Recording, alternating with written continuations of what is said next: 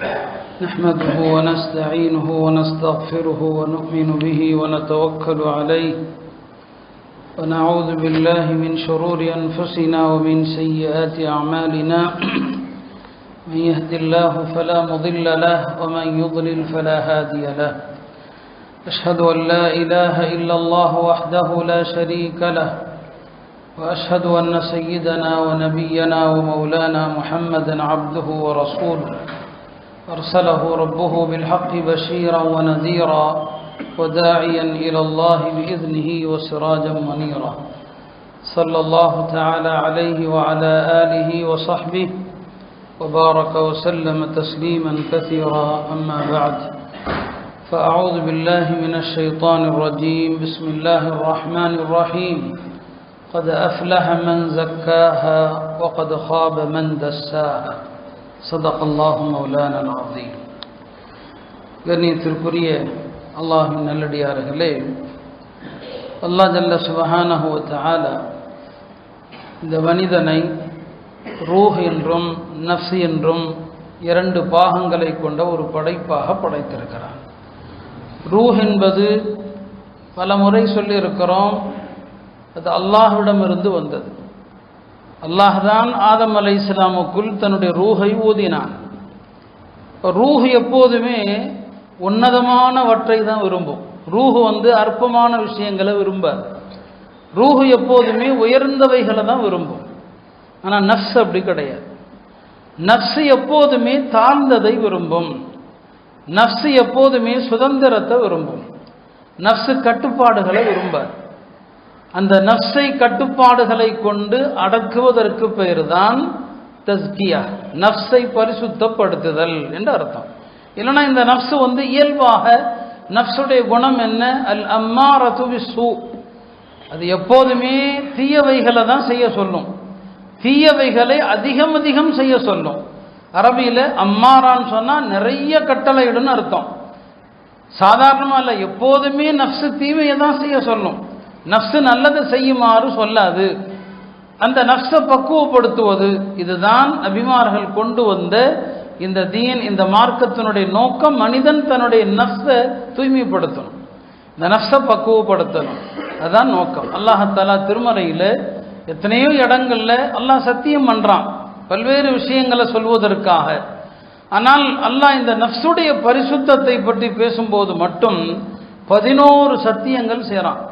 والشمس وضحاها والقمر إذا تلاها والنهار إذا جلاها والليل إذا يغشاها والسماء وما بناها والأرض وما طحاها ونفس وما سواها فألهمها فجورها وتقواها قد أفلح من زكاها.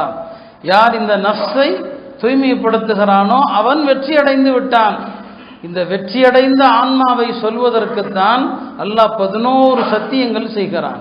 அல்லாஹ் சத்தியம் செய்து ஒரு தகவலை சொல்றான்னு சொன்னா அது உன்னதமானதுன்னு அர்த்தம். அப்ப இந்த நஃப்ஸை பக்குவப்படுத்துவது அவ்வளவு உன்னதமானது. திருமறையில் அல்லாஹ் சொல்லக்கூடிய நஃப்ஸுகள்ல ஒன்று நஃப்ஸுல் லவ்வாமா. நஃப்ஸுல் லவ்வாமானா என்ன?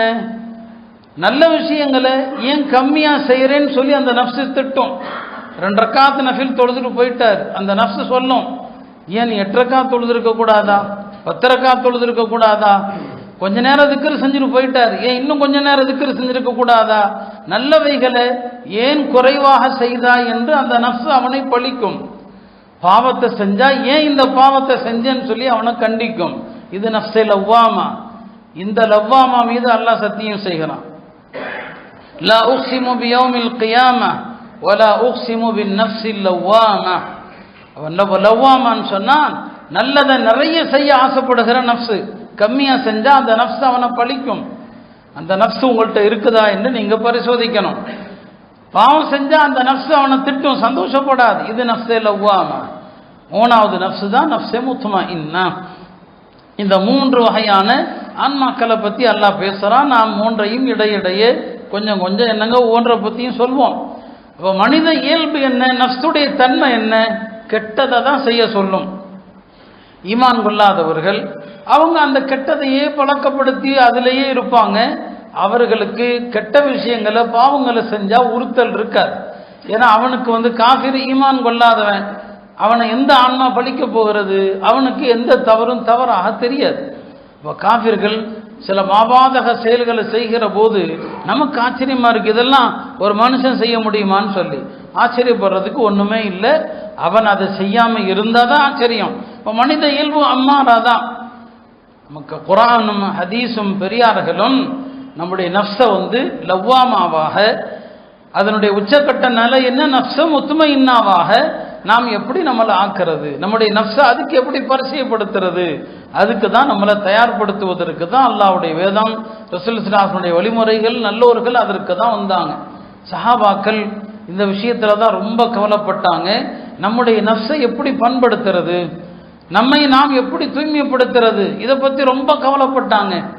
எந்த அளவுக்கு அவங்களுக்கு இந்த விஷயத்துல கவலை இருந்துச்சு, ஒரு சஹாபாக்கள் சில பேர் ஒரு இடத்துல கூடி பேசினாங்க. பெருமானார் ஸல்லல்லாஹு அலைஹி வஸல்லம் அறிவுரைகளை எல்லாம் கேட்கிறோம், மார்க்க சட்டங்களை எல்லாம் கேட்கிறோம், நம்மால முழுசா வாழ முடியல. இதான் நஃப்ஸே லவ்வாமா, முழுசா வாழ முடியல. முழுமையா தீனின்படி வாழ்றதுன்னா என்ன செய்யறது, அப்ப இதுக்கெல்லாம் எது தடையா இருக்குது, அதையெல்லாம் விட்டுட்டா என்ன அப்படின்னு அவங்களுக்குள்ள பேசுறான். ஒரு சஹாபி சொன்னாரு, இனிமே நான் மாமிசமே சாப்பிட மாட்டேன்னாரு. மாமிசம் சாப்பிட்டா தானே மனிதனுக்கு உணர்வுகள் வருது, மாமிச உணவை தடுக்கிறேன்னு சொல்லி. ஒருத்தர் சொன்னாரு, இனிமே நான் இரவுல உறங்கவே மாட்டேன்னு சொன்னாரு. ஒருத்தர் இனி நான் மனைவியோடு சேரவே மாட்டேன்னு சொன்னாரு. இதெல்லாம் ஹராம் ஆக்கிடுவோம், முழுமையான துறவரம் சொல்லி. சஹாபாக்கள் எதை செஞ்சாலும் தூய்மையா செய்ய நினைப்பாங்க, ஏமாற்று துறவரம் அல்ல. சில துறவிகள் இருக்கிறான், அவன் எல்லா செயல்களையும் செய்வான், எல்லா அட்டூழியமும் செய்வான். சஹாபாக்கள் அப்படி இல்லை, உண்மையான துறவியா மாறணும்னு நினைச்சாங்க. ஒரு கட்டத்தில் இந்த அளவுக்கு நினைச்சாங்க, இந்த ஆணுறுப்பு இருந்தாதானே ஆசை இருக்குது, உண்மையான துறவியா மாறுவதற்கு ஆண்மையை நீக்கிட்டா என்ன. பெருமானாற்று போய் அதுக்கு அனுமதி கேட்கிறான், எனக்கு ஆண்மை நீக்கிறதுக்கு அனுமதி கொடுங்க அப்படின்னு அனுமதி கேட்க. ஏன்னா நாங்கள் உண்மையா துறவியா மாறணும். நபி ஸல்லல்லாஹு அலைஹி வஸல்லம் அவர்கள் இதையெல்லாம் கேள்விப்பட்டு அவர்களை எல்லாம் அழைத்து கண்டிச்சாங்க. என்ன பாருங்க, நான் நிக்காஹ் செய்திருக்கிறேன், நான் நோன்பு வைக்கிறேன், நோன்பு விடவும் செய்கிறேன், நான் தொலவும் செய்கிறேன், தூங்கவும் செய்கிறேன், என்னில் உங்களுக்கு அழகான முன்மாதிரி இல்லையா? இதையெல்லாம் தவிர்த்து விட்டுத்தான் ஒரு உண்மையான பக்குவ நிலையை அடையணுங்கிற தேவையில்லை. மனைவி மக்களும் இருக்கணும், எல்லா அல்லாஹ் ஹலாலாக்கி எல்லாவற்றையும் அளவோடு பயன்படுத்தி கொண்டு பரிசுத்த ஆன்மாவாக வாழ முடியும். அதற்கு என்ன பாருங்கன்னு சொன்னாங்க. என்ன பாருங்க, என்னை விட சிறந்த மனிதன் உலகத்தில் யாரும் இல்லை என்று சொன்னாங்க. அப்போ சஹாபாக்கள் இந்த நஃப்ஸை பக்குவப்படுத்துவதற்கு தான் அவ்வளோ சிரமப்பட்டாங்க. அருமையானவர்களே, இமாம் ஹசன் பஸ்ரி சொல்லுவாங்க, நஃப்ஸை லவ்வாமானா என்ன, தான் என்ன செஞ்சாலும் ஏன் இதை செஞ்சேன்னு அந்த நஃப்ஸு கேட்டுக்கிட்டே இருக்குமா. சாப்பிட்டா என்ன சாப்பிட்ட, இது ஹலால் தானா, இது எதுக்காக நீ சாப்பிட்ட, எந்த நோக்கத்துக்காக நீ சாப்பிட்ட, அதை பற்றி அந்த நஃப்ஸு கேள்வி கேட்கும். ஒரு சட்டை போடுறாருன்னா இந்த சட்டை எப்படி உனக்கு வந்துச்சு, அதை பற்றி அந்த நஃப்ஸு கேள்வி கேட்கும். நடந்தால் படுத்தால் கேள்வி கேட்டுக்கொண்டே இருக்கிற நஃப்ஸு தான் நஃப்ஸே லவ்வாமா. ஹஜ்ரத் உமர் ரலியல்லாஹு அன்ஹு அவர்களை பற்றி ஹஜ்ரத் அனஸ் சொல்கிறாங்க, நான் ஹஜ்ரத் உமர் அவர்கள் எங்கேயோ போனாங்க, நான் பின்னாலேயே போனேன். ஹஜ்ரத் உமர் ஒரு தோட்டத்துக்குள்ளே நுழைஞ்சிட்டாங்க, நான் வெளியே நின்னேன். நான் வெளியே நிற்கிறது ஹஜ்ரத் உமருக்கு தெரியாது. தோட்டத்தில் ஹஜ்ரத் உமர் தனியாக இருக்கிறாங்க. பாருங்க, சஹாபாக்கள் தனிமையில் தங்களைத்தானே பேசி கொள்றாங்க. உமர் தானுடைய குரல் எனக்கு கேட்குது. அவங்க தன்னை பார்த்தே சொல்றாங்க, லதத்தகியன்னல்லாஹ யப்னல் கத்தாப் அவ் லயுஅذிபன்னக். கத்தாபுடைய மகன் உமரே, நீ அல்லாஹ்வை அஞ்சிக்கொள், இல்லை என்றால் அல்லாஹ் உன்னை வேதனை செய்வான். இது யார் பேசுறாங்க? 10 எனக்கு சொர்க்கத்தை கொண்டு சுப செய்தி சொல்லப்பட்ட ஒரு சஹாபி இல்லையா, ஹலீஃபாக்களில் 2வது ஹலீஃபா, சஹாபாக்களில் 2வது அந்தஸ்தில் உள்ளவர்.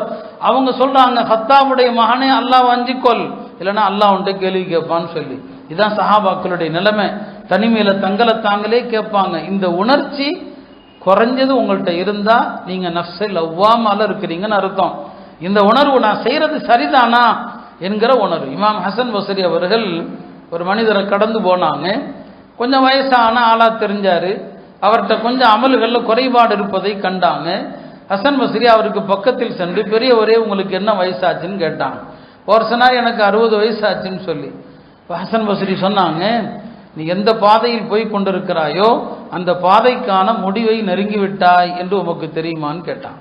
நீ எந்த பாதையில் போறியோ அந்த பாதை முடிய போகுது.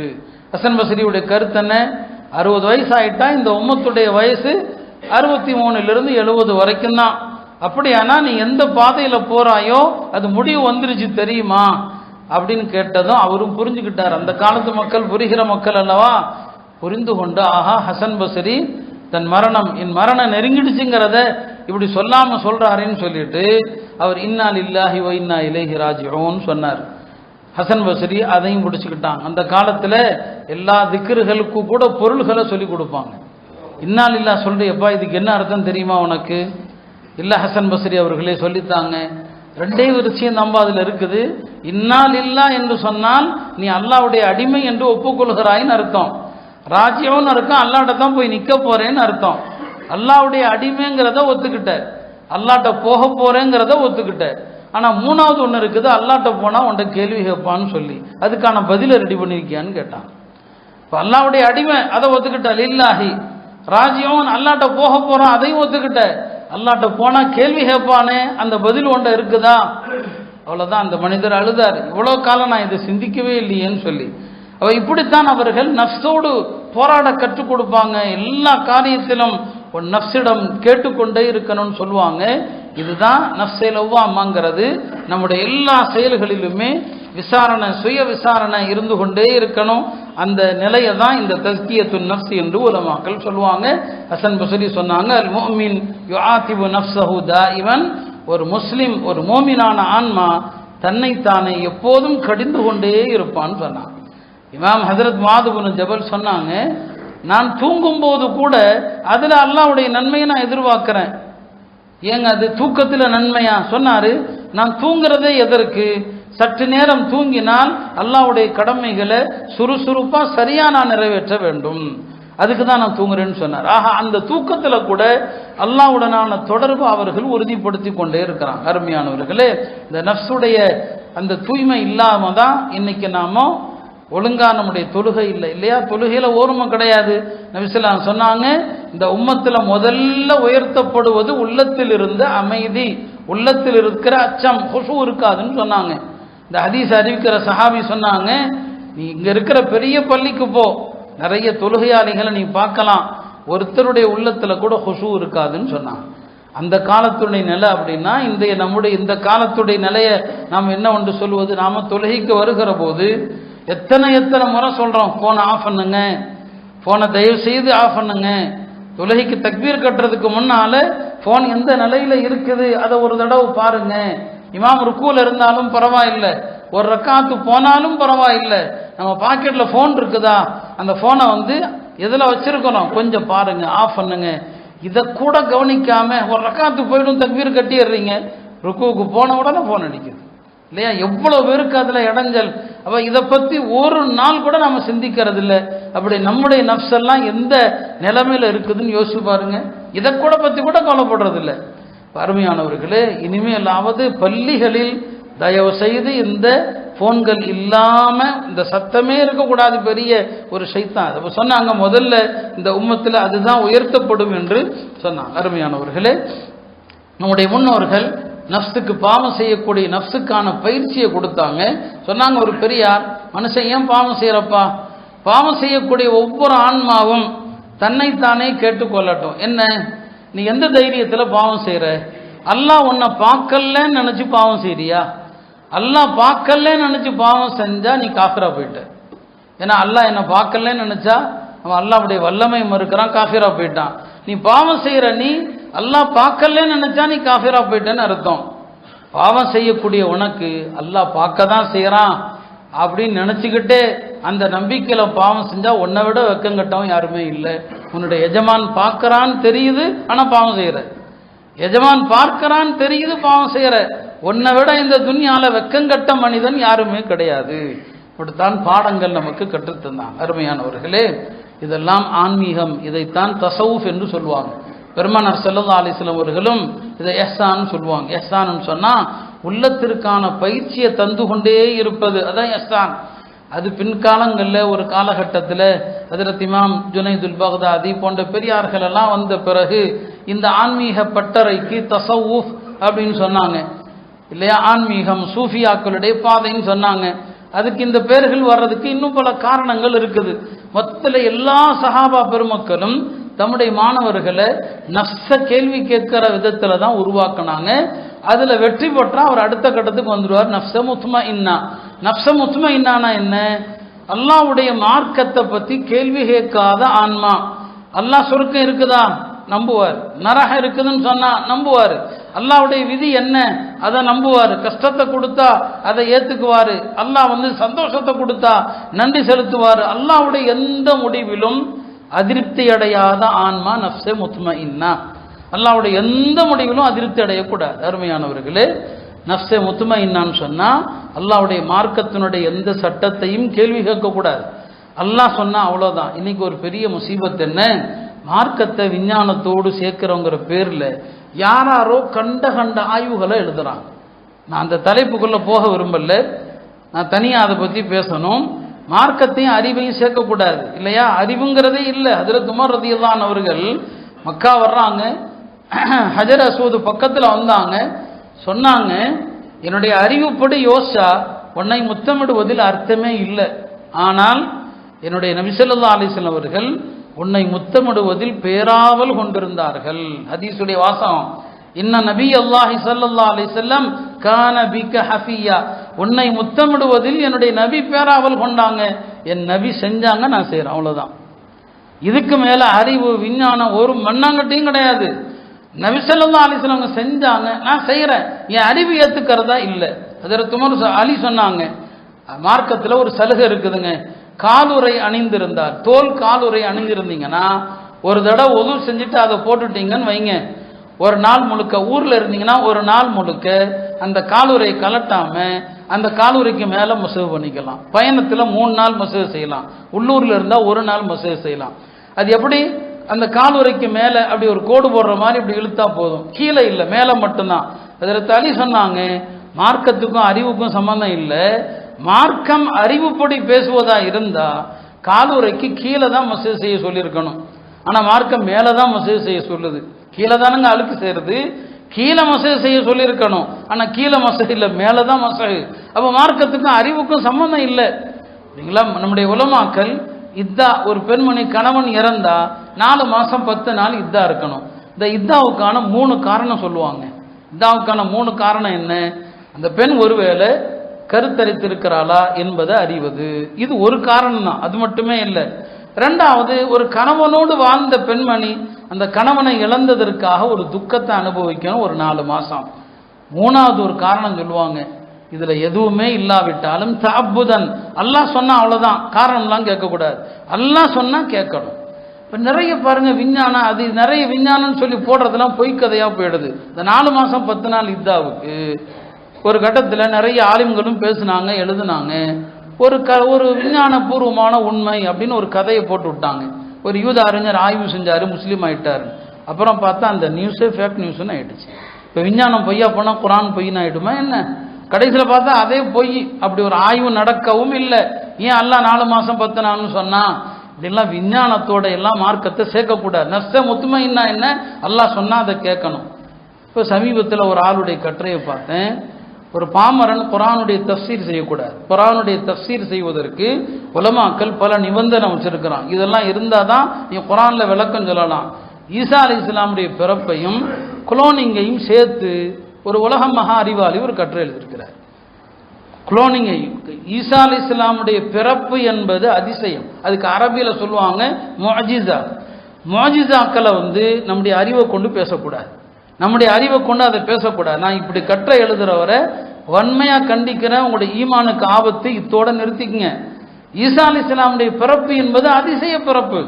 அது அல்லாஹ் தன்னுடைய ரூஹை நேரடியாக மரியமுக்குள் ஊதினான் என்று வருது. ஃபனஃபக்னா ஃபீஹி மின் ரூஹினா, நம்முடைய ரூஹை மரியமுக்குள் ஊதினோம்னு அல்லாஹ் சொல்றான்.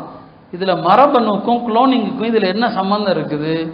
அதை இதையும் தேவையில்லாமல் சேர்த்து ஒரு ஆயத்துக்கு தப்பா அர்த்தம் எழுதி வச்சிருக்கிறார். முழுக்க தப்பு. அந்த ஆயத்துக்கு அவர் சொல்ல வர்ற கருத்து, அருமையானவர்களே, இதெல்லாம் தேவையில்லாதது. விஞ்ஞானம் இன்னைக்கு ஒன்று சொல்லும், நாளைக்கு ஒன்று சொல்லும். அப்போ விஞ்ஞானம் மாறிட்டா அப்போ மார்க்கம் குர்ஆன் ஹதீஸ் சொன்னது பொய்ன்னு ஆயிடுமா என்ன? இன்னைக்கு எல்லா மதத்தவரும் விஞ்ஞானம் பேசலாம் இல்லையா? அந்த காலத்திலே கண்ணதாசன் அர்த்தமுள்ள இந்து மதம்னு ஒரு புக் எழுதினாரு. இந்து மதத்தினுடைய எல்லாமே விஞ்ஞானம் தான், திருநீர் பூசுறது உட்பட. அதுக்காண்டி அது சரின்னு ஆயிடுமா? அது அல்லாவும் அல்லாவுடைய ரசூலும் சொல்றத அப்படியே ஏற்றுக்கொள்வதற்கு பேர் நஃப்ஸே முத்மஇன்னா. எந்த கேள்வியும் கேட்க மாட்டாங்க. அப்படிதான் சஹாபாக்கள் இருந்தாங்க. பரீராங்கிற ஒரு அடிமை பெண்ணுங்க, அந்த அடிமை பெண்ணுக்கு கொடுத்த அல்லாஹ் நஃப்ஸே முத்மஇன்னாவை பாருங்க. அந்த பெண் அடிமையா இருந்தாங்க, அவங்களுடைய கணவர் பரீராங்கிற ஒரு அடிமையா இருந்தாங்க. இந்த பரீராவுக்கு விடுதலை கிடைச்சிருச்சு. முதல்ல கணவன் மனைவி 2 பேரும் அடிமையா இருக்கும்போது மனைவிக்கு முதல்ல விடுதலை கிடைக்குதுன்னு வைங்க, அந்த பெண்மணி தன்னுடைய அடிமை கணவனை விட்டும் பிரியலாம். அந்த அம்மா நினைச்சா பிரியலாம். பரீராவுக்கு விடுதலை கிடைச்சிருச்சு. விடுதலை கிடைச்சதும் மார்க்கம் கொடுத்த சலுகையை அந்த அம்மா பயன்படுத்துது. என் கணவர் பரீராவோடு நான் சேர்ந்து வாழ விரும்பல, இதை அந்த அம்மா தேர்வு செய்கிறது. ஆனா அவருடைய கணவர் இருக்கிறாரு, அவரு தன்னுடைய மனைவியை விரும்புறார். யாரார்ட்டையோ போய் சிபாரிசு கேட்கிறார், மனைவி என்னை விட்டு பிரிய போறாங்க, சிபாரிசு பண்ணுங்கன்னு சொல்லி. பெருமானாரும் பார்க்குறாங்க, பரீரா உடைய கணவர் முகீஸ் அவர் பேர், அவர் தெருவா அழுதுகிட்டே போறார், ஐயோ என் மனைவி என்னை விட்டு பிரிய போறாங்களேன்னு சொல்லி. நிமிஷம் ஆசலம் அவங்களும் ஏமா அவரோடு சேர்ந்து வாழலாமே அப்படின்னு சொல்றாங்க. இந்த அம்மாவுடைய அறிவை பாருங்க, ஒரே வார்த்தை தான் கேட்டாங்க, யார சொல்லலாம், இது ஆலோசனையா உங்களுடைய கட்டளையான்னு கேட்குறாங்க. கட்டளையா இருந்தால் என்னால் மீற முடியாது, நான் என் கணவரோடு வாழ்றேன். இல்லைம்மா இது கட்டளை இல்லை, ஆலோசனை தான். அப்படியானால் அவர் எனக்கு தேவையில்லை. அப்போ நஃப்ஸே முத்மஇன்னா என்ன, எனக்கு பிடிக்கல, ஆனால் நீங்க சொன்னா கட்டளையா இருந்தால் நான் அவங்களோடு சேர்ந்து வாழ்றேன். ஏன்னா நீங்க அல்லாஹ்வுடைய ரசூல், உங்களுடைய கட்டளையை நடமீற முடியாது. அருமையானவர்களே, மார்க்கம் சொல்லுகிற விஷயத்துல அறிவு விஞ்ஞானம் இதெல்லாம் போகவே கூடாது. ஏவக்கூடியவன் அல்லாஹ், எத்தி வைக்கக்கூடியவன் அல்லாஹ்வுடைய தூதர், கட்டுப்படுவது நாம். இந்த 3 விஷயம்தான் மார்க்கம். அவ்வளவுதான், நமக்கு வேற எந்த பேச்சுக்கும் இங்க இடமே கிடையாது. நஃப்ஸே முத்மஇன்னா என்பது அல்லாஹ் சொல்வதை அப்படியே நம்பலாம். அருமையானவர்களே, இந்த நஃப்ஸுகளை உருவாக்குவதற்கு தான் பல ஆன்மீக பெரியார்கள் வந்தாங்க. இந்த தரீகாவுடைய அமைப்புகள் வந்தது. இந்த தரீகாக்கள் எல்லாம் சொல்லுவாங்க ஹஜ்ரத் அலி ரலியல்லாஹு அவர்கள் மூலமாக வந்தது என்று. நக்ஷபந்தி என்று ஒரு பெரிய தரீகா, அதனுடைய ஒரு பெரிய ஷேக் ஜுல்ஃபிகார் அஹ்மத் நக்ஷபந்தி ரஹ்மத்துல்லாஹி அலைஹி, அவங்க கடந்த ஞாயிற்றுக்கிழமை ஜுமாதுல் ஆஹிரா 22 வஃபாத் ஆயிட்டாங்க. அவங்க ரொம்ப பெரியவங்க, நிறைய உலமாக்கள் அவங்கள்ட்ட பையத்தாக இருக்கிறாங்க. நான் 2009 ஹஜ்ஜுக்கு சென்றிருக்கும் போது மதீனா முனவரால மக்ரிப் தொழுகைக்காக லிஃப்டில் நான் ஏறுறேன்.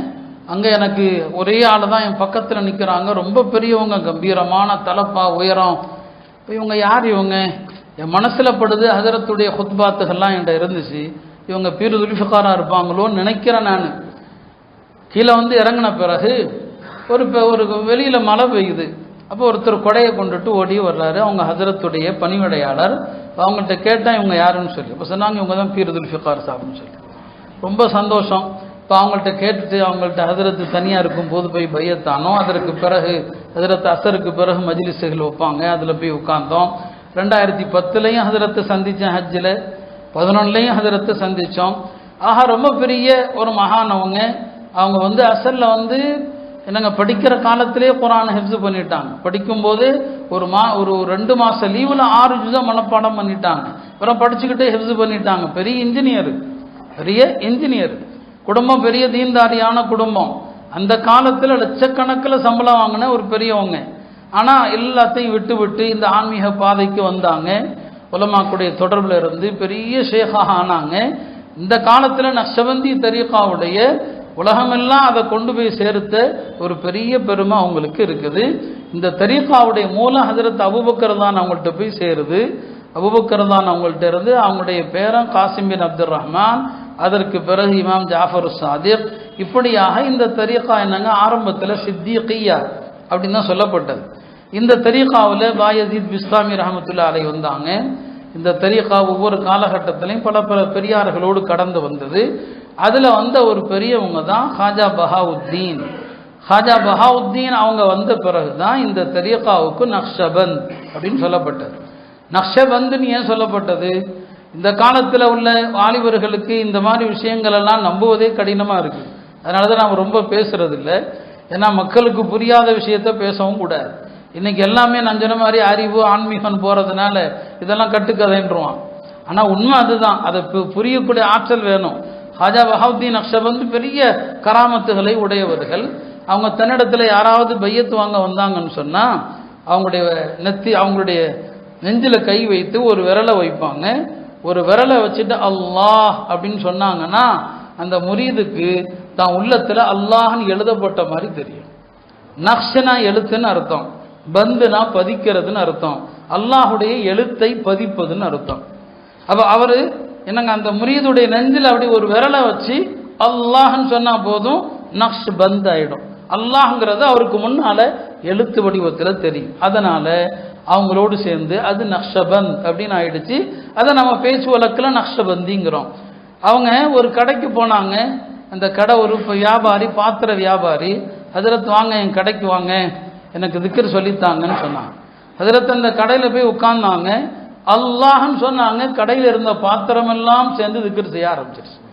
இதில் ஆச்சரியத்துக்கு ஒன்றுமே இல்லை. பெருமானார் காலத்தில் நடந்திருக்கு. சஹாபாக்கள் சொல்கிறாங்க, நாங்கள் நபி ஸல்லல்லாஹு அலைஹி வஸல்லம் உட்கார்ந்து சாப்பிட்டோம், அந்த பாத்திரங்கள் தஸ்பீஹ் செய்வதை நாங்கள் கேட்டோம்னு ஹதீஸில் வரும். பாத்திரங்கள் தஸ்பீஹ் செஞ்சது நாங்கள் கேட்டோம் அப்படின்னு சொல்லி ஹதீஸில் வருது. ஆக இதெல்லாம் பெரியார்கள் மூலமாக வெளிப்படக்கூடிய கராமாத்துகள். ஹாஜா பஹாவுத்தீன் அவர்களுக்கு பிறகுதான் இந்த தரீகா நக்ஷபந்த் என்று அறியப்படுது. அந்த நக்ஷபந்தியில் ஹஜரத் மௌலானா பீர் துல்ஃபிகார் சாப் ரஹமத்துல்லாஹி அலைஹி முஜத்திதீன் சொல்லுவாங்க. முஜத்திதீன் ஏன் சொல்லப்படுது? இதில் வரக்கூடிய ஒரு பெரியவங்க தான் முஜத்தித் அல் ஃபுசானி என்று ஒரு பெரியவங்க, இந்தியாவில் தோன்றிய ஒரு பெரியவங்க. அக்பருடைய காலத்தில் சையத் அஹமத் சர்ஹிந்தி அல் முஜத்திதீன் சொல்லுவாங்க. முஜத்திதுன்னு சொன்னால் இந்த மார்க்க அழியக்கூடிய நிலை ஏற்படுகிற நேரத்தில் அல்லாஹ் தஆலா ஒரு பெரியவங்களை அனுப்புவான். ஒவ்வொரு நூற்றாண்டுக்கும் ஒரு முஜத்தித் வருவார் என்று ஒரு ஹதீஸில் இருக்குது. அவங்க மார்க்கத்தை அழியாமல் தடுத்து பாதுகாப்பாங்க. அவங்க தான் முஜத்தித். சர் சையத் அகமது காலத்தில் தான் மன்னர் அக்பர் என்ன செய்கிறாருன்னா தீன இலாஹிங்கிற புதிய மார்க்கத்தை கொண்டு வர்றாரு. உங்களுக்கெல்லாம் வரலாறு தெரியும். அவர் இஸ்லாமை முழுமையாக அழித்து எல்லா மதங்களும் கலந்த ஒரு மதத்தை உருவாக்குறாரு. சையத் அஹமத் சர்ஹிந்தி ரஹ்மத்துல்லாஹி அலைஹி போராடுறாங்க, அவருடைய கருத்தை எதிர்க்கிறாங்க. அவங்க சிறையில் அடைக்கப்படுறாங்க, குவாலியர் சிறையில். அக்பர் கடைசி நேரத்தில் திருந்தியதாக வரலாறு உண்டு. அவர் தௌபா செய்திருந்தால் நாம் அவரை பற்றி பேசக்கூடாது. ஏன்னா அத்தாயிபு மினத்தம் கமன் லா தம்ப லஹு, ஒருத்தன் தௌபா செஞ்சுட்டா பாவமே செய்யாதவனை போல அக்பர் கடைசி நேரத்தில் தௌபா செஞ்சதாக கருத்து இருக்குது. அக்பர் பிறகு அவருடைய மகன் ஜஹாங்கீர் வர்றாரு. ஜஹாங்கீரோடும் ஹஜரத் அவர்கள் தொடர்பு கொள்றாங்க. பிறகு அவர் தன் தந்தை செய்த தவறை உணர்ந்து முஜத்தித் அல் ஃபசானி ரஹமத்துல்லாஹி அலைஹி அவர்களை சிறையிலிருந்து விடுவித்து அவங்கள ரொம்ப கண்ணியப்படுத்தி பிறகு தன் தந்தை செய்த அந்த தவறுகளை ஒடுக்கி தீன இஸ்லாமை காயமாக்குறார். அதனால தான் இன்னைக்கும் இங்கே இஸ்லாம் இருக்குதுன்னு சொன்னால் முஜத்தித் அல் ஃபசானி ரஹமத்துல்லாஹி அலைஹி அவங்களுடைய அந்த வேலையினால தான். அவங்க இந்த நக்ஷபந்தி தரீகால மிகப்பெரிய பெரியார்களை ஒருத்தவங்க. அவங்க சில்சிலால வர்றவங்கள முஜத்திதீன் சொல்லப்படுது. இந்த வழியில் ஷாஹுலீலா ரஹமத்துல்லாஹி அலைஹி இந்தியாவுக்கு ஹதீஸுக்கலையை அறிமுகப்படுத்திய மிகப்பெரிய மகான் ஷாஹுலீலா ரஹமத்துல்லாஹி அலைஹி. நான் இவங்க ஒவ்வொரு பெரியாரை பற்றியும் நான் பேசணும். அவங்களுடைய மகன் தான் ஷா அப்துல் அசீஸ். அவங்க தான் ஆங்கிலேயர்களுக்கு எதிராக போர் செய்யணும் என்று முதல்ல ஃபத்வா கொடுத்தாங்க. அவங்களுடைய மாணவர்கள் தான் தேவபந்துடைய பெரியார்கள். ஷா அப்துல் அசீஸுடைய மாணவர்கள் தான் காசிம் நானூத்தவி. எல்லா பெரியார்களும் அந்த வழியில் வரக்கூடியவங்க தான். அப்போ அவங்களும் நக்ஷபந்தி தரீகால வர்றவங்க தான். பீர் துல்ஃபிகார் சாப் அவங்களும் அந்த நக்ஷபந்தி முஜத்திதி தரீகால உள்ளவங்க. நான் எழுதிய ஹதீஸுகள் தொகுக்கப்பட்ட வரலாறு, பொதுவாக நூலாசிரியர் ஒரு பதிப்பகத்துக்கு ஒரு பேர் வைக்கணும். நான் இந்த தரீகா மீதுள்ள பாசத்தினால முஜத்திதி பதிப்பகம் தான் நான் பேர் வச்சிருக்கேன். இதெல்லாம் எதுக்கு சொல்கிறேன்னா, பல பேர் நம்மளையும் தரீகாவுக்கு எதிரான ஆளுமா, என்னையும் போய் வஹாபிங்கிறான், என்னென்னமோ பேரும் வைக்கிறாங்க. நாம் சுன்னத்துக்கு நெருக்கமான தரீகா எதுவோ அதில் நாம் இருப்போம். பிதாத்துகள் இல்லாத இவங்க நக்ஷபந்தி தரீகால ரொம்ப எதுவுமே ரொம்ப டாம்டின்னு இருக்காது, ஆடம்பரங்கள் இருக்காது. சுன்னத்துக்கு நெருக்கமான வழிமுறை. இந்த தரீகால திக்ருகளை விட முராக்கபாவுக்கு தான் அதிகமான முக்கியத்துவம் முராக்கபா தான். ஒரு நாளைக்கு 4 மணி நேரம் 5 மணி நேரம்லாம் முராக்கபா இருப்பாங்க. ஹஜ்ரத் துல்ஃபிகார் ரஹமத்துல்லாஹி அலைஹி அவங்களே கூட சர்வ சாதாரணமாக 4 மணி நேரம் முராக்கபாங்கிறது என்ன? சரிங்களா, உட்கார்ந்து கண்ணை மூடிக்கொண்டு அல்லாஹ்வுடைய ரஹமத் என் மீது இறங்குகிறது அப்படிங்கிற ஒரு சிந்தனையில் மனதை ஓர்மைப்படுத்துவதான் முராக்கபா. அதுக்கு அவங்கள்ட்ட பல பாடங்கள்லாம் இருக்குது. முராக்கபாவுடைய பயிற்சி எல்லாம் கொடுப்பாங்க. அந்த மன ஓர்மையை கொண்டு வர்றது எவ்வளோ பெரிய விஷயம். இப்போ ஹதரத்துடைய நிறைய சம்பவங்கள்லாம் இருக்குது. அவங்களும் நிறைய கராமத்துடையவர்கள். பீர் துல்ஃபிகார் சாப் அவங்க இப்போ உலகத்தில் நிறைய பகுதிகளில் போய் அமெரிக்கா உட்பட பல நாடுகளுக்கு போய் நிறைய முரீதுகளை உருவாக்கி பல பேரை தௌபா செய்ய வைத்து அவங்க ரஷ்யாவுக்கு பயணம் செஞ்சதை பற்றி ஒரு புத்தகமாக எழுதியிருக்கிறாங்க. ரொம்ப அற்புதமான ஒரு புத்தகம். சில புத்தகங்களை எடுத்தா முடிக்காம வைக்க மாட்டோம் இல்லையா, அந்த மாதிரி தான் அந்த கிதாப். அதை நான் படிக்க ஆரம்பித்த போது அதை முடிச்சுட்டு தான் கீழே வச்சேன். அந்த மாதிரி ஒரு அற்புதமான இந்த ரஷ்யா அந்த கம்யூனிசத்திலிருந்து விடுபட்டு பல நாடுகளாக உடைஞ்ச நேரத்தில் ஹஜரத் அங்கே போய் அங்கே உள்ள நிலைமைகள், அங்கே இஸ்லாத்தை எப்படி பாதுகாத்தாங்க, இதெல்லாம் அந்த வரலாறுல எழுதியிருக்கிறாங்க. ஆக மொத்தத்தில் நிறைய இந்தியாலையும் அவங்களுடைய ஹலீஃபாக்கள் நிறைய இருக்கிறாங்க. இப்போ தாருலும் தேவபந்துடைய நிறைய உஸ்தாதுமார்கள் ஹஜரத்துடைய ஹலீஃபாக்களாக இருக்கிறாங்க. ஆக நம்ம காலத்தில் நாம் பார்த்த ஒரு மிகப்பெரிய மகான், ஒரு மிகப்பெரிய வலியுல்லா பீர் துல்ஃபிகார் சாப் அவங்க. அல்லாஹ்வுடைய நல்லடியார்களுடைய இறப்பு என்பது ஒரு பெரிய துயரம். நான் இந்த செய்தியை கேள்விப்பட்டு மிகுந்த மன வருத்தத்துக்குள்ளான. நாம் ஏற்கனவே இந்த உம்மத்து யதீம்களாக இருக்கிறோம் இல்லையா, கையறு நிலையில் இருக்கிறோம். பலவிதமான அழுத்தங்கள், சோதனைகள் எல்லா பகுதியிலையும் நம்மை சூழ்ந்து கொண்டிருக்கிறது. இந்த அல்லாஹ்வுடைய நல்லடியார்கள் இருப்பது தான் நமக்கான ஆறுதல். அவங்க அல்லாஹ்ட்ட கையேந்துகிற அந்த தஹஜ்ஜுதுடைய துஆக்கள், அதை கொண்டு தான் நமக்கான கஷ்டங்கள் ஏதோ கொஞ்சம் கொஞ்சம் இலகுவா இருக்குதுன்னு நினைக்கிற நேரத்தில் இந்த பெரியார்களுடைய மரணங்கள் நம்மை பெரிய கவலையில் ஆழ்த்தது. இது கியாமத்துடைய அடையாளம். அறிஞர்களுடைய மரணம், நல்லோர்களுடைய மரணம், இவங்கெல்லாம் போவாங்க. மக்கள் ஜாஹில்களை, முட்டாள்களை தலைவர்களாக்குவாங்க அப்படின்னு ஹதீஸ் இருக்குது. பெருமானார் சொன்னாங்க, உலமாக்கள் உயர்த்தப்படுவார்கள் அப்படின்னு சொன்னாங்க. அப்போ உயர்த்தப்பட்டா உலமாக்கள் எல்லாம் போயிட்டா ஜாஹில்கள் தான் இருப்பாங்க. இன்னைக்கு ஜாஹில் யாரு? எல்லாருக்கும் இன்னைக்கு முஃப்தி யாருன்னா கூகுள் தான் முஃப்தி. ஆலிம்கள்ட்டெல்லாம் கேட்கறதே இல்லை. இவரே கூகுளில் போய் தட்டுவார், அது என்ன ஃபத்வா கொடுக்குதோ அதை கேட்டுக்குவார். கூகுள் தான் இவங்களுக்குலாம் லீட்ரு இன்னைக்குள்ள இளைய தலைமுறைக்கு. இப்போ என்ன ஆகும், இதில் போய் ஃபத்வா கேட்டால் அது என்ன வழிகேடு தானே அது. அப்போ இதைத்தான் நபிஸுல்லாஹும் சொன்னாங்களோன்னு யோசிக்க வேண்டியிருக்கா. அருமையானவர்களே, அத்தகைய ஒரு பெரிய மகான் தான் அவங்களுடைய மரணம். உலமாக்கள் ஒவ்வொருவரும் அவங்க சொல்லக்கூடிய கருத்துக்கள். ஒரு ஆலிம் சொன்னார், நான் யதீமாயிட்டேன், ஹஜரத்துடைய இறப்பை என்னால் தாங்கவே முடியலன்னு சொல்லி. ஏன்னா நல்லவர்களுடைய இறப்பு நம்முடைய உள்ளத்தில் துயரத்தை தரணும். அல்லாஹ் தஆலா இருக்கிற பெரியார்களுடைய ஆயுளில் அல்லாஹ் பறக்க செய்யணும். அவனுடைய வழிகாட்டுதல் நமக்கு வேண்டும். அல்லாஹ்வுடைய நல்லடியார்களை கொண்டு தான் இந்த உலகத்தில் சுக்கூனும் சக்கீனாவும் இருக்குது. அவங்க மௌத்தாயிட்டாங்கன்னா சுக்கூன் இல்லாமல் போயிடும். ஏற்கனவே நாம் நிம்மதி இல்லாமல் தான் இருக்கிறோம். இல்லாமல் அல்லாஹ் ஹஜரத் பீர் துல்ஃபிகார் சாப் நக்ஷபந்தி ரஹ்மத்துல்லாஹி அலைஹி அவங்களுடைய கபரை அல்லாஹ் பிரகாசமாக்கட்டும். அவங்களுடைய வாரிசுகளுக்கு அல்லாஹ் சிறந்த ஆறுதல் அல்லாஹ் தரட்டும்.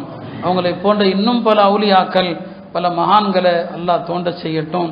நாம் குறைஞ்சபட்சம் உங்களால் என்ற அளவுக்கு ஒரு ஈசால் சவா பெரியார்களுக்காக நீங்கள் சில சூறாக்களை ஓதி ஈசால் சவாப் செஞ்சீங்கன்னா அவங்க பயனடைகிறாங்களோ இல்லையோ அல்லாஹ்வுடைய சன்னிதானத்தில் நீங்கள் கபூல் ஆகிறீங்க. அதனால் எல்லாரும் உங்களால் முடிந்த அளவுக்கு ஒரு ஈசால் சவாப் செய்யுங்க. ஹஜரத்தை பற்றி பேசணுங்கிறதுனால தான் இந்த ஆன்மீக தலைப்பை எடுத்திருக்கிறேன்.